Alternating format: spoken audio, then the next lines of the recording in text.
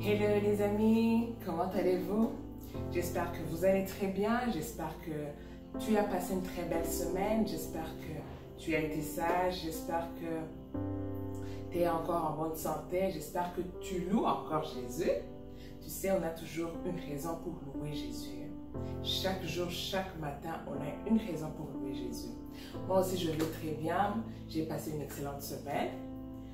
Avant de commencer, comme à notre habitude, je veux que tu pries pour ce temps qu'on va passer en écoutant la parole de Dieu, que tu pries pour que tu puisses comprendre ce que Dieu a préparé pour toi, que tu pries pour que tu puisses garder dans ton cœur, que Dieu t'aide à garder sa parole dans ton cœur.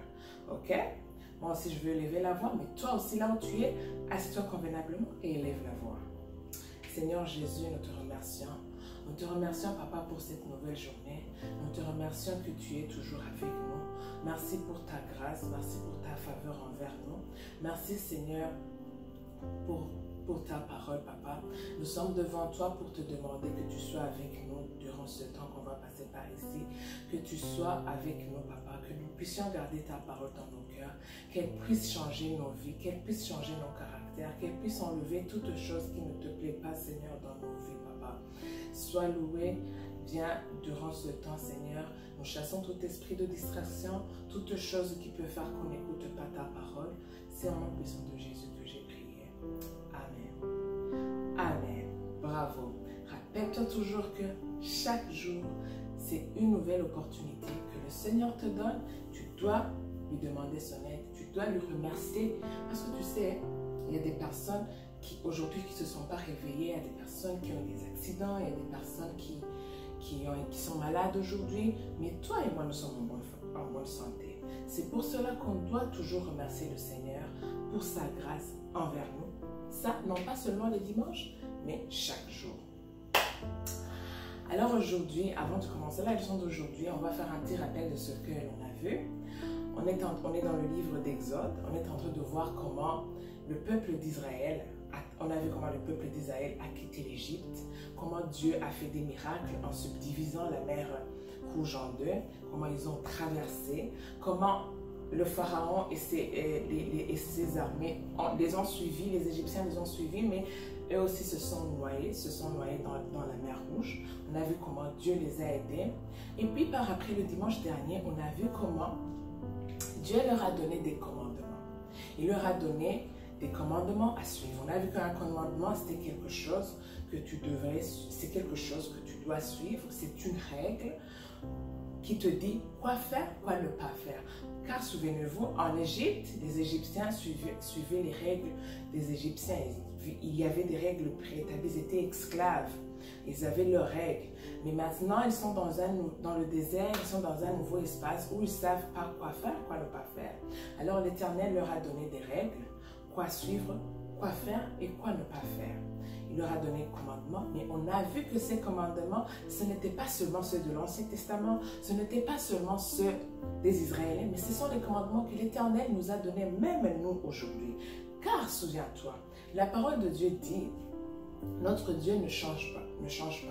Comme il était, il est et il sera pour toujours. Ça veut dire, les commandements qu'il a donnés aux Israélites dans le désert, c'est les mêmes aujourd'hui pour moi et toi qui aime Jésus, qui veut plaire à Jésus, qui veut savoir comment vivre, quoi faire, quoi ne pas faire, dans tes amis, à l'école, à la maison, avec tes parents, quoi faire et quoi ne pas faire, pour plaire le cœur de Dieu. Alors aujourd'hui, on va voir qu'est-ce qui s'est passé, puisque maintenant ils vivent dans le désert, maintenant ils vivent là-bas. Qu'est-ce qui se passe? Qu'est-ce qui se passe? Qu'est-ce qu'ils font? Qu'est-ce qui se passe? Sois attentif, prends ton carnet, ton stylo, ta Bible et écoute la leçon d'aujourd'hui. Pour la leçon d'aujourd'hui, on va voir comment arriver dans le désert, les peuples d'Israël, après ce qu'ils avaient vu de l'Éternel, ils ont commencé à se faire des dieux, à se faire des images, des statues pour les prier. Moïse avait l'habitude, parce qu'ils étaient gouvernés par Moïse, il avait l'habitude d'aller chercher l'Éternel, prier pour lui demander quoi faire, quoi le peuple va faire, qu'est-ce qu'on va faire maintenant. Alors il est parti et ça s'est passé beaucoup de temps et le peuple a vu, mais Moïse ne revient pas. On ne veut pas de ce Dieu qu'on ne voit pas. Nous, ce Dieu-là qu'on entend seulement, on ne le veut plus. Ils ont dit à Aaron, Aaron écoute, on veut un Dieu qu'on voit. On ne veut pas de ce Dieu-là qu'on entend seulement, que Moïse va venir nous dire, le Dieu a dit ça et ça et ça. On ne le veut plus, on ne le veut pas. Ils ont oublié les trucs que l'Éternel avait fait pour eux. Ils ont oublié comment l'Éternel a écouté leurs pleurs quand ils étaient en Égypte. Ils ont oublié comment l'Éternel leur a fait traverser la mer Rouge. Ils ont oublié comment l'Éternel les a aidés jusqu'à maintenant. Ils ont dit, you know what, je veux plus de ça, je veux plus de cela. Nous voulons que faire un Dieu qu'on va prier et qu'on voit. On ne veut plus de ce Dieu qu'on entend seulement, que Moïse va venir nous dire, ok, l'Éternel a dit ça et ça et ça et ça. Non, on veut un Dieu qu'on voit. Et Aaron, parce que la foule était beaucoup, il leur criait dessus, les disant, ok, il leur a dit, prenez vos bijoux, les trucs de valeur, les boucles d'oreilles, les trucs, des bijoux, faites-vous un Dieu et vous allez le prier. Ils ont fait un Dieu, ils ont fait une statue, comme ils le voyaient en Égypte, on va faire une statue, la statue laquelle ils allaient prier. Mais souvenez-vous, dans les commandements qu'on a vu que l'Éternel avait dit ne pas faire aucune représentation, aucune statue d'une chose qui est dans le ciel, qui est sur la terre, ou de quoi que ce soit, de faire aucune statue afin de le prier. L'Éternel leur avait interdit ça. Mais you know what? Ils ont décidé de ne pas écouter. Ils ont dit, on va faire juste une statue. Ils ont fait leur statue, ils ont commencé à prier cette statue. Et l'Éternel, ça n'a pas vraiment plu au cœur de l'Éternel. L'Éternel était fâché. Il a dit, ces gens, je les ai aidés. Je les ai enlevés en Égypte. Ils étaient esclaves en Égypte. Je les ai enlevés en Égypte. Je ai fait beaucoup de miracles pour eux. Mais pourquoi ont-ils fait cela? Et l'Éternel avait décidé de les tuer tout le monde. Tuer tout le monde, tout. Parce qu'il disait, non, ça c'est impossible. Mais Moïse a prié pour eux. Il a dit, non. Il ne faut pas que les Égyptiens écoutent, disent, leur Dieu les a sauvés ici pour aller les tuer en désert. Moïse a dit, non, arrête de les tuer. Je veux y retourner, je veux leur dire qu'ils ont fait mal, je veux leur dire de se repentir, je veux retourner les voir, je veux leur dire, mais ne les tue pas. Ne les tue pas parce que les Égyptiens vont voir que tu les as enlevés en Égypte pour les amener, les tuer ici dans le désert. Et l'Éternel s'est repenti, il a envoyé Moïse pour leur dire. Mais vraiment, ce qui s'est passé, c'est la même chose que l'Éternel nous dit aujourd'hui. Il est interdit. Tu ne vas prier aucune autre chose, aucune statue ou se prosterner devant cette statue. Parce qu'ils ont fait cette statue, ils ont commencé à se prosterner devant elle. Ça, Dieu n'aime pas cela. C'est un péché. Tu ne peux pas prier ou se prosterner devant une statue, quelle qu'elle soit. Soit une statue qu'on dise que c'est Jésus, qu'on dise que c'est le Dieu, qu'on dise que ce soit...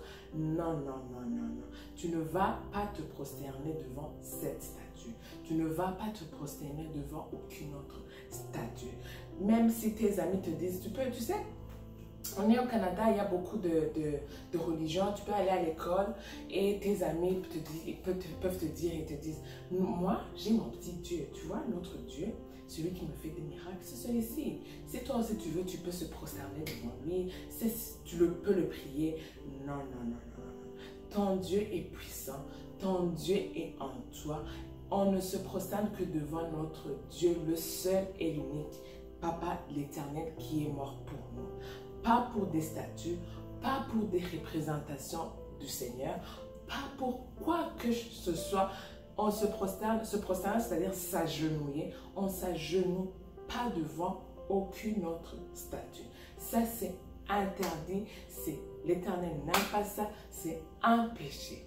Les Israélites ont fait que l'Éternel pense à leur enlever parce qu'ils disaient, je les ai aidés, j'ai tout fait pour eux. Parce que tu sais, en Égypte, il y avait des statues. Il y avait des statues, mais ces statues ne leur ont pas sauvé. Les statues des Égyptiens n'ont pas sauvé les Israélites. Mais tout cela, les Israélites l'ont oublié. Ils ont oublié que les statues ne sauvent pas. Les statues ne sauvent personne. Ils n'ont pas été sauvés par des statues, mais par le Dieu vivant. C'est pour cela l'Éternel était fâché. Mais par son amour, par sa grâce, et par qu'il y avait un homme intègre, Moïse, il leur a pardonné.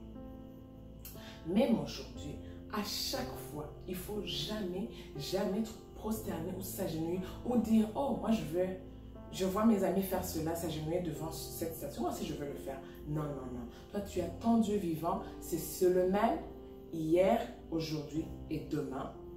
Il ne change pas. Tu as un seul Dieu. Il ne faut jamais s'agenouiller ou se prosterner devant d'autres statues faites par les hommes. Tu ne peux pas faire ton Dieu avec tes propres mains. Notre Dieu, on ne peut pas le fabriquer par nos propres mains parce qu'il a créé l'univers, il a tout créé. Alors comment un Dieu qui a tout créé, qui m'a même créé moi, comment est-ce que moi je peux le créer encore? Ça c'est impossible, ok? Ok, cette histoire je veux que tu la lises toi seul après la vidéo. Elle est en Exode chapitre 32 au verset 1 jusqu'à 34. Exode chapitre 32 verset 1 jusqu'au verset 34.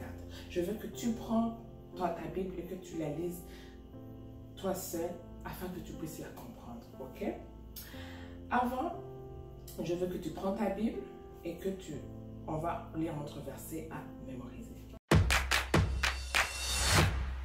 Et notre verset dit, « Tu ne te prosterneras point devant un autre Dieu, car l'Éternel porte le nom de jaloux, il est le Dieu jaloux. » Je répète, lis attentivement avec moi. « Tu ne te prosterneras point devant un autre Dieu, car l'Éternel porte le nom de jaloux, il est le Dieu jaloux. » Tu ne te prosterneras pas, tu ne t'agenouilleras pas, tu ne prieras pas aucune autre chose que l'Éternel, car notre Dieu est un Dieu jaloux. Il a besoin de toujours avoir la première place dans ton cœur, la première place dans toute chose. C'est-à-dire, on ne doit s'agenouiller que devant lui. C'est lui qui t'a sauvé, c'est lui qui nous a pardonné nos péchés, c'est lui qui nous aide chaque jour, c'est celui qui protège tes parents, c'est celui qui protège ta famille, c'est celui qui protège tes amis, c'est celui qui te protège, qui te donne à manger, qui te donne la bonne santé, qui te donne tout ce dont tu as. Tout ce dont tu as besoin, il est toujours là pour veiller sur toi. C'est pour cela, il ne faut jamais s'agenouiller devant un autre Dieu ou se prosterner devant un autre Dieu ou dire, you know what, ce Dieu je ne le veux plus, ce Dieu je ne veux plus l'écouter, ce Dieu j'en veux plus, je veux me faire un autre Dieu. Non. Notre Dieu est un Dieu jaloux, c'est un Dieu qui a besoin de la première place parce qu'il a payé le prix cher. Personne d'autre est mort sur la croix pour moi. Personne d'autre est mort sur la croix pour toi. Personne d'autre n'a accepté toutes les souffrances pour toi, à part notre Papa Jésus, notre Seigneur. C'est pour cela qu'il a besoin de la première place dans ton cœur. Il a besoin de la première place dans ta vie. Il a besoin d'être toujours devant. Écoute, ne le fais jamais, ne te prosterne ou ne prie ou ne fais quoi que ce soit qui peut faire attrister notre Dieu. Ok? Ça a été un plaisir pour moi d'être avec vous. Mais avant de finir, je veux qu'on prie. Je veux que tu pries à haute voix. Moi, si je veux t'aider, on va prier ensemble. On va demander à l'Éternel de nous aider, d'être avec nous durant cette semaine, d'être avec nous dans tout ce que l'on va faire. Et souviens-toi, il faut prier pour tes parents. Souviens-toi de prier pour tes frères et sœurs, pour tes parents, pour toute ta famille. Ceux qui connaissent Jésus, et prie pour ceux qui ne connaissent pas encore Jésus, pour qu'ils puissent le connaître, afin qu'ils puissent vivre la vie que le Seigneur a fait pour eux. Ok?